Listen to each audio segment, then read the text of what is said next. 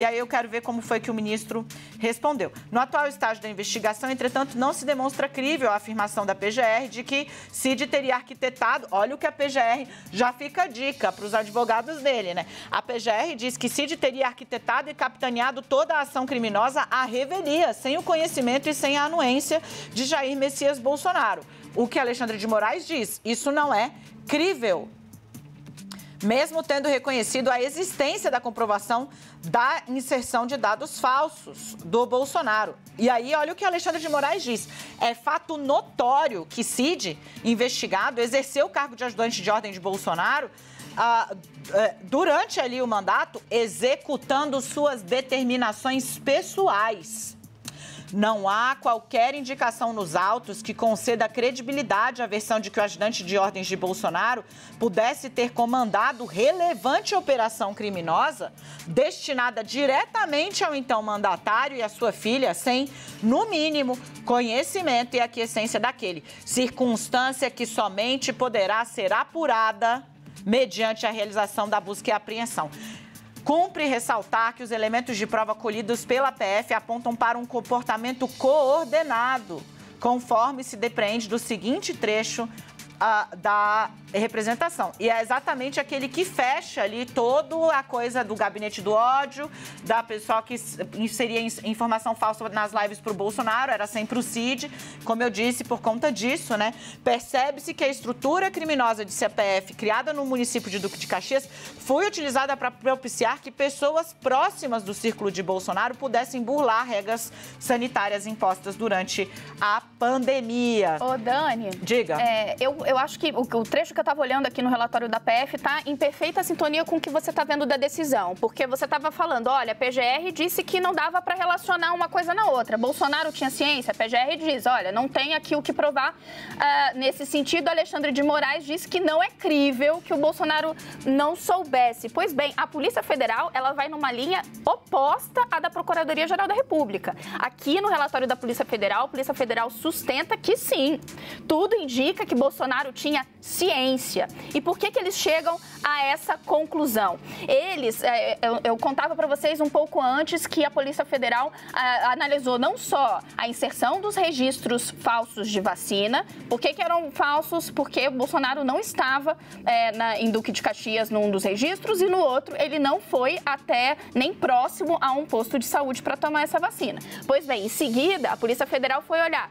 E as emissões do certificado de vacinação? Aí ela descobre que esses certificados de vacinação foram acessados do Palácio do Planalto e depois do celular de Mauro Cid, ajudante de ordens de Bolsonaro. Mas a Polícia Federal descobre que a conta de Jair Bolsonaro no GovBR, gente, aquele sistema que todo mundo tem lá que registrar os seus dados, né, que reúne as suas informações no governo federal e que se conecta aos dados do Ministério de Saúde e de vacinação.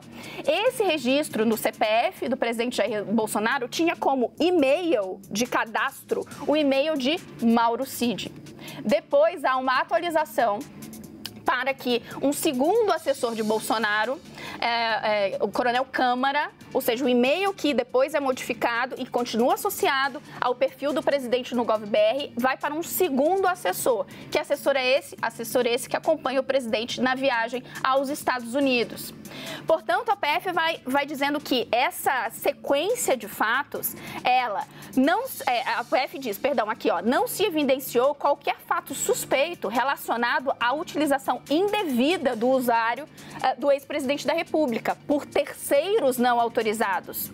Pelo contrário, diz a PF, os elementos informativos colhidos demonstraram coerência lógica e temporal, desde a inserção dos dados falsos no sistema até a geração dos certificados de vacinação contra a Covid, indicando que, diz a PF, Jair Bolsonaro, Mauro Cid e possivelmente Marcelo Câmara, esse outro assessor que tem ali acesso ao GovBR do presidente, tinham plena ciência da inserção fraudulenta dos dados de vacinação, se quedando inertes em relação a tais fatos até o presente momento. E a PF conclui aqui nesse trecho que tais condutas indicam que as inserções falsas podem ter sido realizadas com o objetivo de gerar vantagem indevida para o ex-presidente Jair Bolsonaro, relacionada a fatos e situações que necessitem de comprovante de vacinação contra a Covid. A PF vai na linha totalmente oposta à PGR que a Dani destacou. Ela está achando que sim, é coerente, não há nenhum indício que outras pessoas eventualmente fizeram isso para prejudicar Bolsonaro. Não, a PF está dizendo, tudo indica que esse grupo muito próximo a Bolsonaro é o que cometeu essa fraude e que o ex-presidente, tinha ciência. Porque o que o Alexandre de Moraes escreve é o seguinte: é plausível, lógica, robusta a linha investigativa sobre a possibilidade de o ex-presidente da República, de maneira velada e mediante inserção de dados falsos nos sistemas do SUS, buscar para si e para terceiros vantagens advindas da efetiva imunização, especialmente considerado o fato de ele não ter conseguido se reeleger em 2022. E aí diz que é imprescindível, portanto, as diligências, inclusive com eventual afastamento ali das questões do sigilo, né? Tampouco, e aí ele segue. No que diz respeito a Michele Bolsonaro, não foram demonstrados os requisitos presentes do que se verifica nos autos, pois não há indício concreto nesse momento da participação dela dos fatos em questão. Então, o Moraes tirou a Michele desse contexto do crime, citando que não tem dados efetivamente na representação policial, embora ela seja citada nominalmente, não tem descrição específica da conduta dela. Diante do exposto, decreto a prisão preventiva de tal, busca e apreensão de armas, munições, computadores, passaportes, tablets, celulares e outros dispositivos, bem como qualquer outro material relacionado nos fatos aqui descritos nas diligências policiais, parará, todos eles, né, que você já sabe, e a adoção, então, prosseguir as medidas de busca e apreensão nos endereços contínuos, bem assim a determinação para que franqueiem acesso, cópia ou apreensão dos registros de controle de ingresso, busca e apreensão de veículos automotores eventualmente encontrados nos armários das garagens, quando as circunstâncias fáticas indicarem que o investigado faz uso de tal veículo, análise e conteúdo de nuvem, inclusive, né? Dispositivo de banco, CD, DVD, tudo. Arrolamento e avaliação de custódia em ambiente seguro e econômico. Após a confirmação, expeça-se os mandados à Polícia Federal. Agora, hoje, o pessoal da extrema-direita, os bolsonaristas falaram, gente, isso aí é por conta de uma reação à derrota ontem do pessoal contra o PL das fake news, né, que foi adiado.